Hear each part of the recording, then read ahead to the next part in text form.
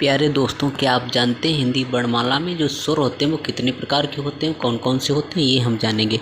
सबसे पहले देखिए, हिंदी वर्णमाला में दिया है ह्रस्व स्वर। तो ह्रस्व स्वर कौन से होते हैं? आ, ई, उ और ऋ। उसके बाद मूल स्वर। मूल स्वर वही होते हैं जिनको ह्रस्व स्वर कहा जाता है, आ, ई, उ और ऋ। फिर उसके बाद में दीर्घ स्वर आते हैं, आ, ई, उ, ए, ऐ, ओ, औ। उसके बाद में आगत स्वर में आ जाता है। फिर उसके बाद में अग्रस्वर, ये आपका इम्पोर्टेंट है, याद रखना। अग्रस्वर में आता है ई, उ, ए, ऐ। फिर मध्य स्वर में आ होता है, बहुत ज़्यादा पूछा जाता है, मध्य स्वर याद रखना।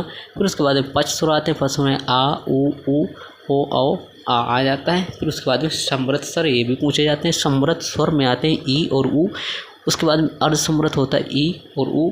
उसके बाद में विव्रत स्वर आते हैं आपके आ, ऐ, औ। अर्ध विव्रत में आ जाते हैं ए, आ, ओ। इस प्रकार के पूरे स्वर जो आते हैं उनको याद रखना है। अब यही हिंदी वर्णमाला में स्वरों के सभी प्रकार हैं। तो वीडियो अच्छा लगा है तो लाइक करें, नए हैं चैनल को सब्सक्राइब करें।